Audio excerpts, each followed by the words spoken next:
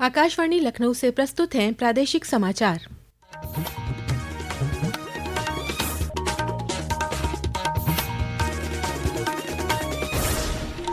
मुख्य समाचार। केंद्रीय शिक्षा मंत्री धर्मेंद्र प्रधान और केंद्रीय सूचना और प्रसारण राज्य मंत्री एल मुरुगन ने वाराणसी में किया काशी तमिल संगमम के तीसरे संस्करण का उद्घाटन। प्रधानमंत्री नरेंद्र मोदी के एक भारत श्रेष्ठ भारत के विजन को परिलक्षित करता है काशी तमिल संगमम। प्रयागराज महाकुंभ में आज लोकसभा अध्यक्ष ओम बिरला, केंद्रीय मंत्री पीयूष गोयल समेत कई मंत्रियों ने लगाई आस्था की डुबकी। और प्रयागराज जिले में बीती रात बस और कार की टक्कर में 10 की मौत, 19 घायल। राष्ट्रपति द्रौपदी मुर्मू और मुख्यमंत्री योगी आदित्यनाथ ने जताया शोक। नमस्कार, प्रदेश के समाचारों के साथ मैं तनवीर फातिमा और अब समाचार विस्तार से। केंद्रीय शिक्षा मंत्री धर्मेंद्र प्रधान, मुख्यमंत्री योगी आदित्यनाथ और केंद्रीय सूचना एवं प्रसारण और संसदीय कार्य राज्य मंत्री डॉक्टर एल मुरुगन ने आज वाराणसी के नमो घाट पर काशी तमिल संगमम के तीसरे संस्करण का उद्घाटन किया। कार्यक्रम को संबोधित करते हुए केंद्रीय शिक्षा मंत्री धर्मेंद्र प्रधान ने कहा कि काशी तमिल संगमम एक भारत श्रेष्ठ भारत को दिखाता है। उन्होंने कहा कि महाकुंभ 144 साल के बाद एक सौभाग्य लेकर आया है। प्रधानमंत्री की विशेष इच्छा पर काशी तमिल संगमम में आए अतिथियों को महाकुंभ में स्नान कराया जाएगा। और मेरे को दायित्व दिया, इस बार की काशी तमिल संगमम जब होगा सभी अतिथियों को कुंभ की दर्शन कराने का अवसर दिया जाए, उनको कुंभ क्षेत्र में रहने का सुविधा किया जाए। काशी बाबा विश्वनाथ के दर्शन, महाकुंभ में स्नान के अवसर, आप सौभाग्यशाली होंगे। तमिलनाडु की जनता की ओर से आप प्रतिनिधित्व कर रहे हैं, मैं पूरे भारत की ओर से आप सभी को बधाई देता हूं। अनेक अनेक शुभेच्छा। इस अवसर पर मुख्यमंत्री योगी आदित्यनाथ ने कहा कि ये प्रधानमंत्री के एक भारत श्रेष्ठ भारत के विजन को बढ़ाने का एक प्रयास है। उन्होंने कहा कि महाकुंभ ने देश को जोड़ने का कार्य किया है, भारत की एकता के संदेश के साथ जोड़ने का काम किया है। और यह संदेश कि जहां जाति का भेद नहीं, पार्टी का भेद नहीं, क्षेत्र का भेद नहीं, इससे बड़ा आयोजन दुनिया के अंदर कहीं नहीं हुआ है। ये अब तक का सबसे बड़ा आयोजन है जो 51 करोड़ श्रद्धालुओं को अब तक अपने साथ जोड़ चुका है।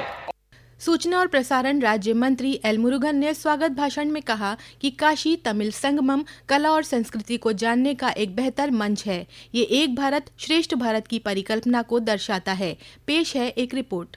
काशी तमिल संगमम का उद्देश्य दोनों क्षेत्रों के विद्वानों, छात्रों, दार्शनिकों, व्यापारियों, कलाकारों को साथ लाने और एक दूसरे के अनुभव से सीखने का अवसर प्रदान करना है। इस वर्ष तमिलनाडु से 5 श्रेणियों में लगभग 1000 प्रतिनिधि लाए गए हैं। इस वर्ष के आयोजन का मुख्य विषय स्वास्थ्य, दर्शन, विज्ञान, शास्त्रीय तमिल साहित्य और राष्ट्र की सांस्कृतिक एकता में ऋषि अगस्त्य के महत्वपूर्ण योगदान को उजागर करना है। 10 दिनों तक चलने वाला यह आयोजन 24 फरवरी को समाप्त होगा। संगमम की थीम इस बार ऋषि अगस्त और महाकुंभ 2025 है। इनके प्रतिनिधियों को प्रयागराज संगम में पवित्र स्नान और अयोध्या में भगवान राम के दर्शन के लिए ले जाया जाएगा। प्रयागराज के जिलाधिकारी रविंद्र कुमार मांदड़ का कहना है कि प्रयागराज में इसके आयोजन की तैयारियां पूरी हो चुकी हैं। समाचार कक्ष से राघवेंद्र त्रिपाठी।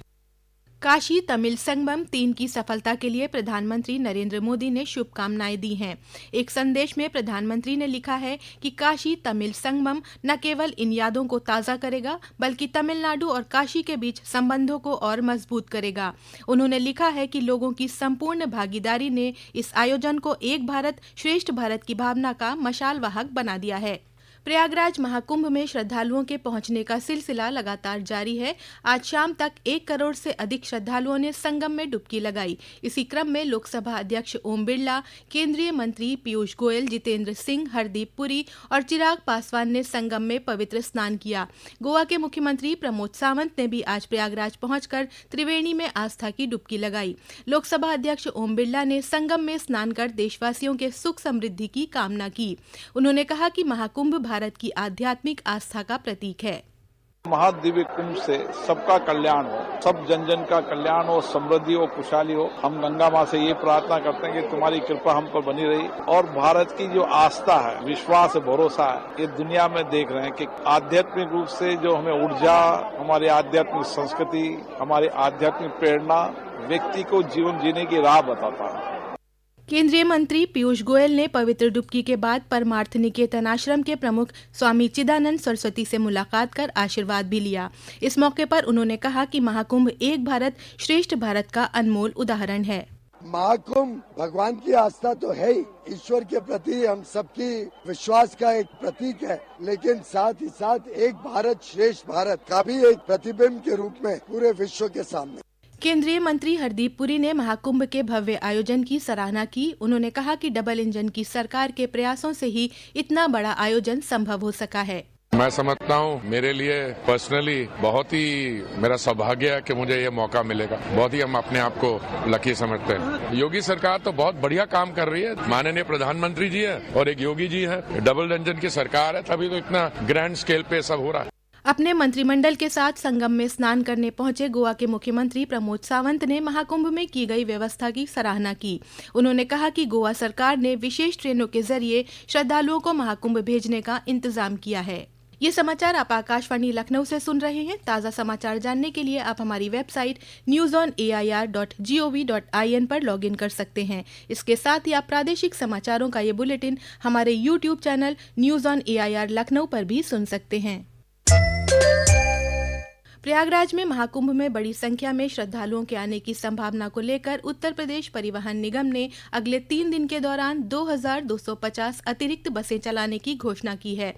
प्रदेश के परिवहन मंत्री दयाशंकर सिंह ने निर्देश दिए हैं कि प्रयागराज के विभिन्न अस्थायी बस स्टेशनों पर अधिकारियों की ड्यूटी निर्धारित होगी ताकि बसों का संचालन सुचारू रूप से हो सके। मुख्यमंत्री योगी आदित्यनाथ कल महाकुंभ में जलवायु सम्मेलन और बर्ड फेस्टिवल का शुभारंभ करेंगे। कुंभ की आस्था व जलवायु परिवर्तन विषय पर आयोजित जलवायु सम्मेलन में धर्मगुरु, पर्यावरणविद, अनेक सामाजिक संगठन और उद्योग जगत के लोग शामिल होंगे। पेश है एक रिपोर्ट।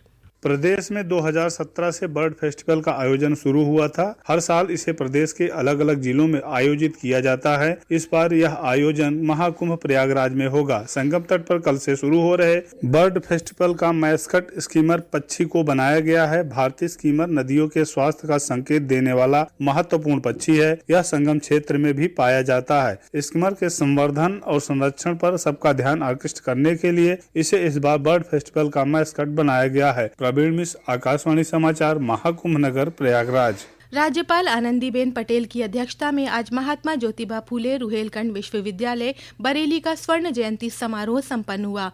कार्यक्रम में राज्यपाल वर्चुअली शामिल हुई। इस अवसर पर उन्होंने विश्वविद्यालय के स्वर्ण जयंती द्वार का उद्घाटन किया और विश्वविद्यालय की स्वर्ण जयंती स्मारिका का विमोचन भी किया।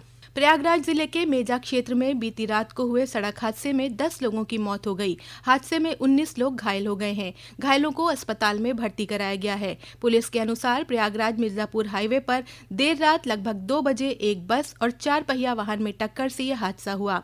राष्ट्रपति द्रौपदी मुर्मू ने हादसे पर गहरा शोक जताया है और घायलों के शीघ्र स्वस्थ होने की कामना की है।